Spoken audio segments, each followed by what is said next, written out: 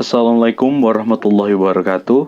Kami dari kelompok 5 tentang distribusi dalam ekonomi Islam yang terdiri dari Elvin Nazilia 18130038, Erika Nia Putri 18130047, dan Fajar Rinaldi 18130040. Kami akan membahas dalam 3 poin. Poin pertama, 1. Pengertian distribusi. 2. Arti penting distribusi dalam ekonomi Islam. 3. Prinsip-prinsip distribusi kekayaan dalam ekonomi Islam.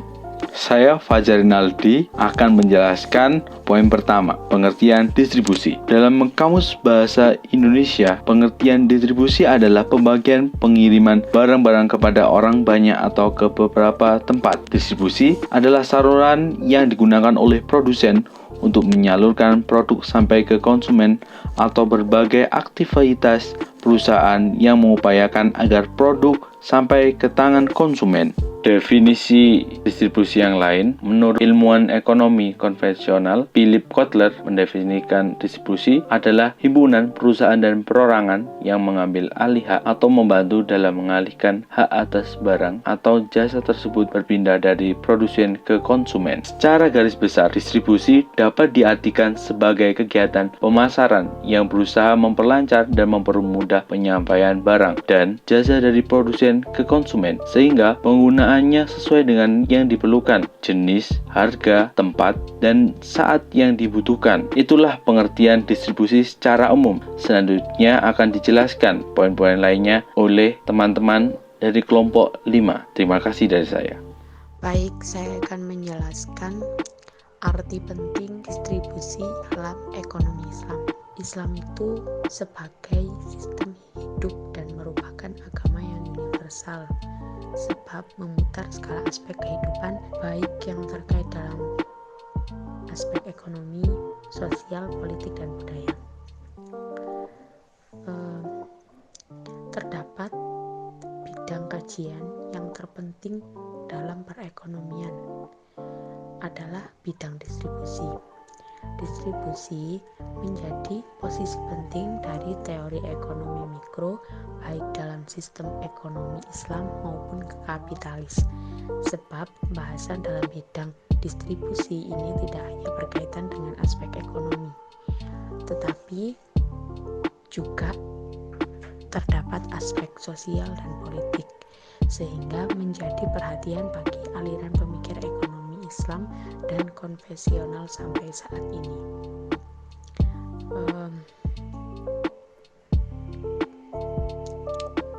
Di dalam ajaran Rasulullah sangat menganjurkan umat Islam mendistribusikan sebagian harta dan penghasilan mereka untuk membantu saudara-saudara mereka yang kekurangan di bidang ekonomi.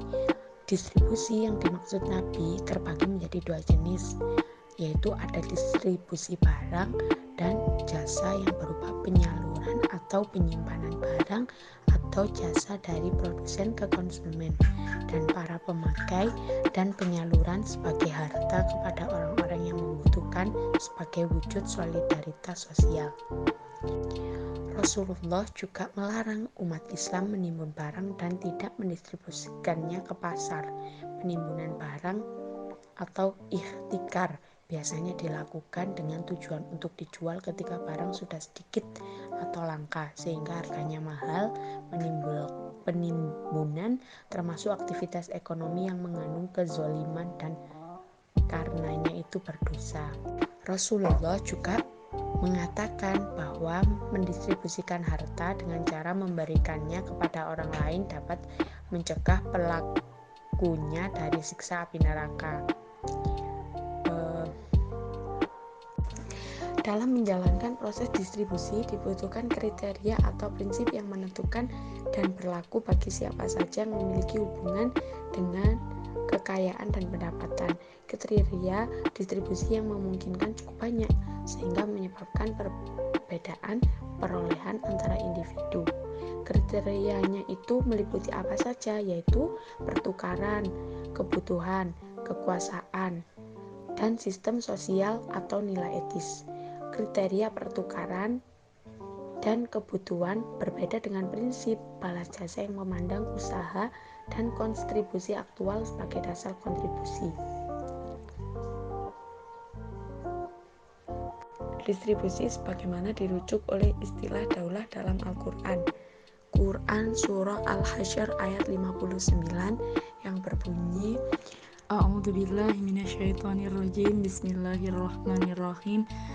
Ma afa'allahu ala rasulihi min ahlil qura falillahi walirrasulihi walidhil qurba wal yatama wal masakin wa ibnis sabil kaila yakuna dulatan bainal aghniya'i minkum wa ma atakumur rasulu fakhuduh wa ma nahakum anhu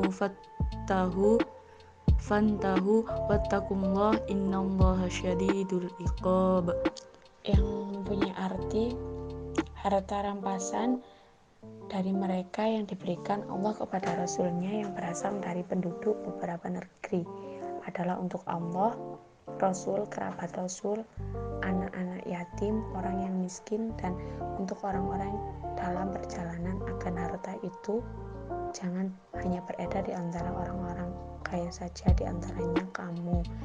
Apa yang diberikan Rasul kepadamu maka terimalah, dan apa yang dilarangnya bagimu maka tinggalkanlah, dan bertakwalah kepada Allah, sesungguhnya Allah sangat keras hukumnya. Di ayat di atas merupakan landasan penting peredaran harta, kekayaan, dan pendapat agar tidak konsentrasi di tangan orang-orang tertentu yang sudah kaya atau berkecukupan secara ekonomi. Di samping pertanyaan langsung tentang perlunya pendapatan dan kekayaan didistribusikan sehingga tidak terjadi konsentrasi, Al-Quran juga menyebutkan 3 macam tindakan yang mencegah terjadinya proses distribusi yang adil, yakni larangan menimbun harta, bermegah-megahan, yang melalaikan, dan celaan atas penumpukan harta yang terlalu.